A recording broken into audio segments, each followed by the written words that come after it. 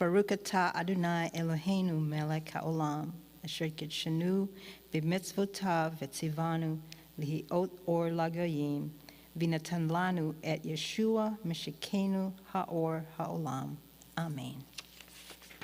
Blessed art thou, O Lord our God, King of the universe, who has sanctified us by thy commandments, and has commanded us to be a light unto the nations, and has given us Yeshua, the Messiah, as the light of the world. Amen.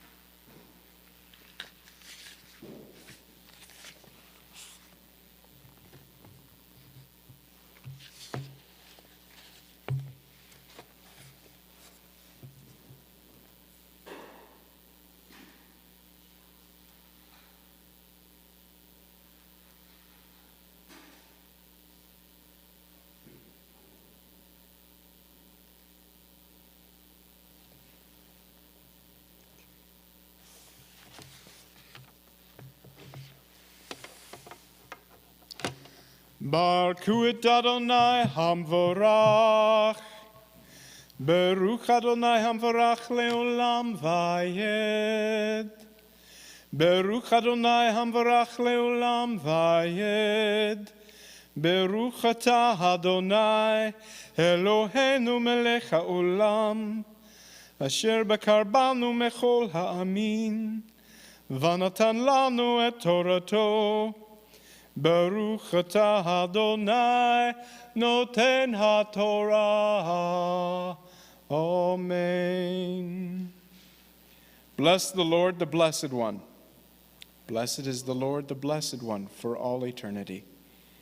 Blessed are you, O Lord, our God, King of the universe, who has chosen us from all peoples and given us his Torah. Blessed are you, O Lord, giver of the Torah. Amen.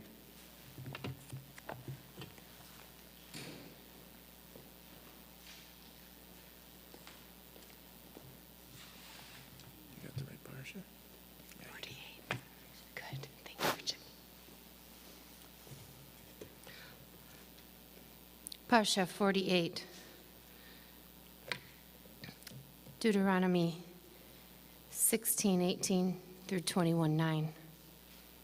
You are to appoint judges and officers for all your gates in the cities Adonai your God is giving you, tribe by tribe, and they are to judge the people with righteous judgment. You are not to distort justice or show favoritism. You are not to accept a bribe for a gift blinds the eyes of the wise and twists the words of even the upright. Justice, only justice, you must pursue, so that you will live and inherit the land Adonai your God is giving you. You are not to plant any sort of tree as a sacred pole because of the altar of Adonai your God that you will make for yourselves. Likewise, do not set up a standing stone. Adonai your God hates such things. You are not to sacrifice to Adonai your God a cow or a sheep that has a defect or anything wrong with it. That would be an abomination to Adonai your God. If there is found among you within any of your gates in any city that Adonai your God gives you, a man or a woman who does what Adonai your God sees as wicked, transgressing his covenant by going and serving other gods and worshiping them, the sun, the moon, or anything in the sky, something I have forbidden, it is told to you, or you hear about it, then you are to investigate the matter diligently. If it is true, if it is confirmed that such detestable things are being done in Israel, then you are to bring the man or the woman who has done this wicked thing to your city gates and stone that man or woman to death. The death sentence is to be carried out only if there was testimony from 2 or 3 witnesses. He may not be sentenced to death on the testimony of only 1 witness. The witnesses are to be the first to stone him to death. Afterwards, all the people are to stone him. Thus you will put an end to the wickedness among you.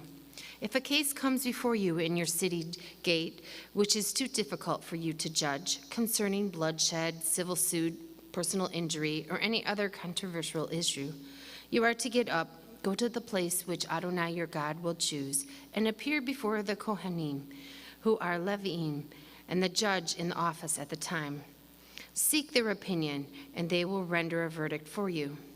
You will then act according to what they have told you there in the place which Adonai will choose. You are to take care to act according to all their instructions. In accordance with the Torah they teach you, you are to carry out the judgment any render, not turning aside to the right or to the left from the verdict they declare to you. Anyone presumptuous enough not to pay attention to the Kohen appointed here to serve Adonai your God or to judge, that person must die. Thus you will exterminate such wickedness from Israel. All the people will hear about it and be afraid to continue acting presumptuously. When you have entered the land Adonai your God is giving you, have taken possession of it, and are living there, you must say, I want to have a king over me, like all the other nations around me. In that event, you must appoint as king the one whom Adonai your God will choose. He must be the one of your kinsmen. This king you appoint over you. You are forbidden to appoint a foreigner over you who is not your kinsman. However, he is not to acquire many horses for himself or have the people return to Egypt to obtain more horses, insomuch as Adonai told you never to go back that way again. Likewise, he is not to acquire many wives for himself, so that his heart will not turn away. He is not to acquire excessive quantities of silver and gold. When he has come to occupy the throne of his kingdom, he is to write a copy of this Torah for himself in a scroll, from the one the Kohanim and the Leviim use. It is to remain with him, and he is to read it every day as long as he lives, so that he will learn to fear Adonai, his God, and keep all the words of this Torah and these laws and obey them, so that he will not think he is better than his kinsmen, so that he will not turn aside either to the right or to the left from the mitzvah. In this way he will prolong his own reign and that of his children in Israel. The Kohanim, who are also Leviim, and indeed the whole tribe of Levi, are not to have a share or an inheritance with Israel. Instead, their support will come from the food offered by the fire to Adonai and from whatever else becomes his. They will have no inheritance with their brothers because Adonai is their inheritance, as he has said to them. The Kohanim will have the right to receive from the people, from these offering, a sacrifice, whether an ox or sheep, the shoulder, the jowls, and the stomach. You will also give him the first fruits of your grain, new wine and olive oil, and the first of the fleece of your sheep. For Adonai your God has chosen him from all your tribes to stand and serve in the name of Adonai, him and his sons forever. If a Levi from one of your towns anywhere in Israel where he is living comes highly motivated to the place which Adonai will choose, then he will serve there in the name of Adonai his God, just like his kinsmen the Leviim, who stand and serve in the presence of Adonai. Such a Levi will receive the same share as they do, in addition to what he may receive from selling his inherited ancestral property. When you enter the land that Adonai your God is giving you, you are not to learn how to follow the abominable practices of those nations. There must not be found among you anyone who makes his son or daughter pass through the fire, a diviner, a soothsayer, an enchanter, a sorcerer, a spellcaster, a counselor of ghosts or spirits, or a necromancer. For whoever does these things is detestable to Adonai. And because of these abominations, Adonai your God is driving them out ahead of you. You must be wholehearted with Adonai your God. For these nations which are about to dispossess listen to soothsayers and diviners, but you, Adonai your God, does not allow you to do this. Adonai will raise up for you a prophet like me from among yourselves. From your own kinsmen, you are to pay attention to him, just as when you were assembled in Horeb and requested Adonai your God. Don't let me hear the voice of Adonai my God anymore, or let me see this great fire ever again. If I do, I will die. On that occasion, Adonai said to me, they are right in what they are saying. I will raise up for them a prophet like you from among their kinsmen. I will put my words in his mouth, and he will tell them everything I order him. Whoever doesn't listen to my words, which he will speak in my name, will have to account for himself to me. But if a prophet presumptuously speaks a word in my name which I didn't order him to say, or if he speaks in the name of other gods, then that prophet must die. You may be wondering, how are we to know if a word has not been spoken by Adonai?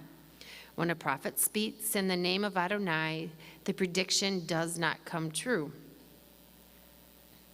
That is, the word is not fulfilled.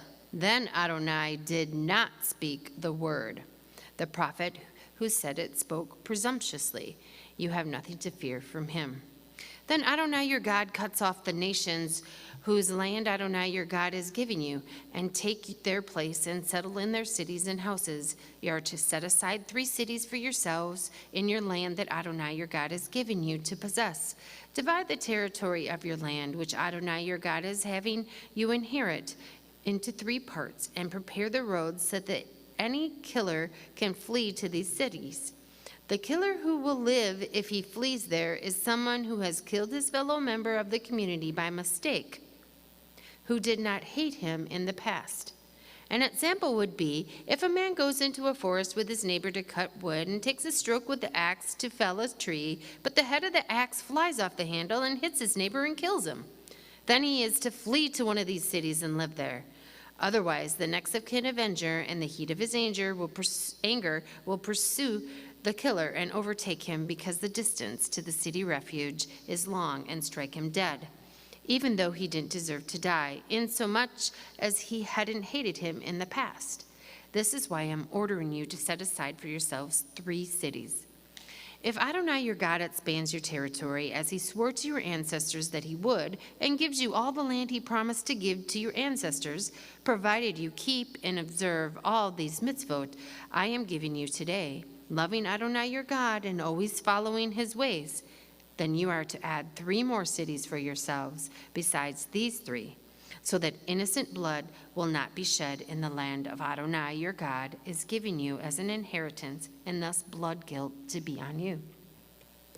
However, if someone hates his fellow member of the community, lies in wait for him and attacks him and strikes him a death blow, and then flees into one of these cities, then the leaders of his own town are to send him and bring him back from there and hand him over to the next of kin avenger to be put to death. You are not to pity him. Rather, you must put an end to the shedding of innocent blood in Israel. Then things will go well with you. You are not to move your neighbor's boundary marker from the place where people put it long ago, in the inheritance soon to be yours in the land Adonai your God is giving you to possess. 1 witness alone will not be sufficient to convict a person of any offense or sin of any kind. The matter will be established only if there are 2 or 3 witnesses testifying against him. If a malicious witness comes forward and gives false testimony against someone, then both the men involved in the controversy are to stand before Adonai, before the Kohanim and the judges in the office at the time. The judges are to investigate carefully. If they find that the witness is lying and has given false testimony against his brother, you are to do to him what he intended to do to his brother. In this way, you will put an end to such wickedness among you. Those who remain will hear about it, be afraid, and no longer commit such wickedness among you. Show no pity. Life for life, eye for eye, tooth for tooth, hand for hand, foot for foot.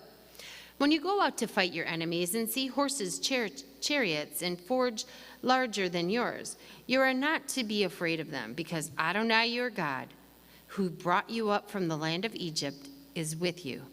When you are about to go into battle, the Kohen is to come forward and address the people. He should tell them, "Listen, Israel, You are about to do battle against your enemies. Don't be faint-hearted or afraid. Don't be alarmed or frightened by them, because Adonai, your God, is going with you to fight on your behalf, because your enemies, and give you victory."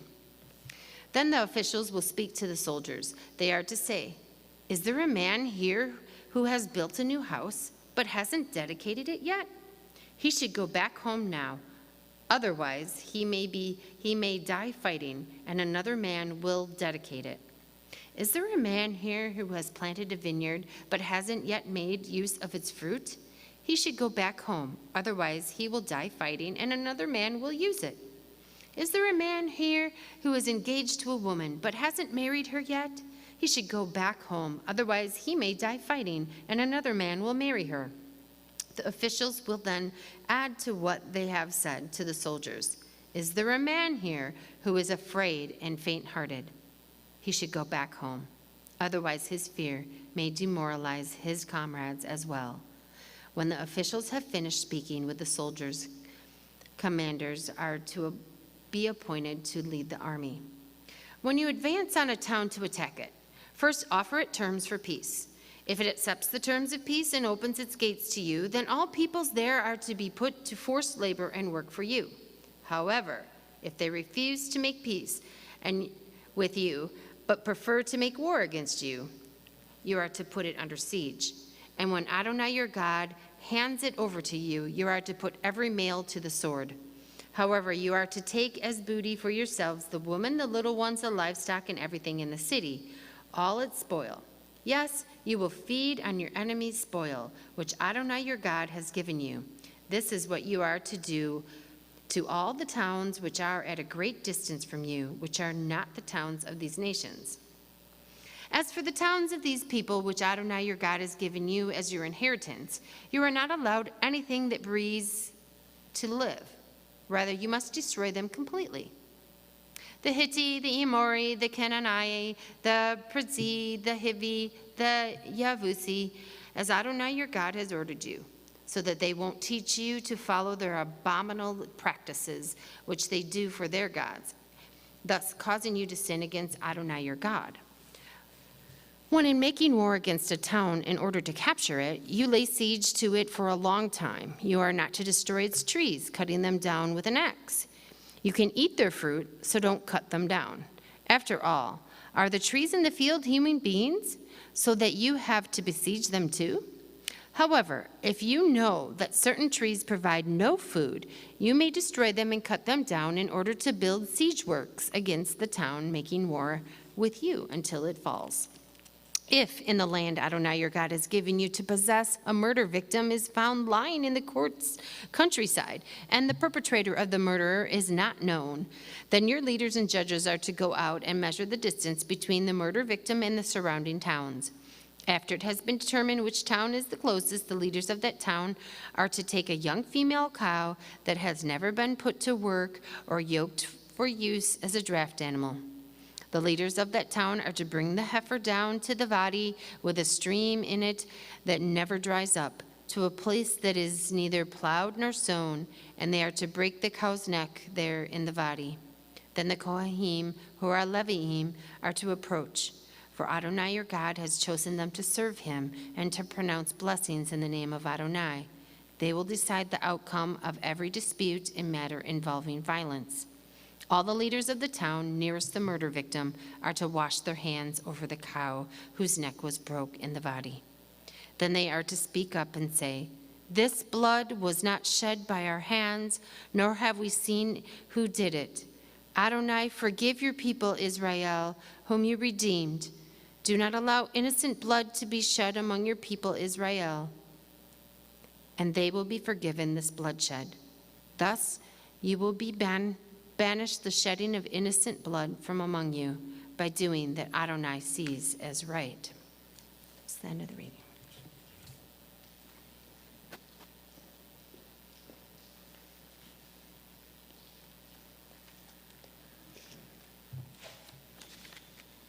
Baruchu atah Adonai, Eloheinu melech haolam, asher natan lanu Torah emet, V'chaya olam nata betukenu.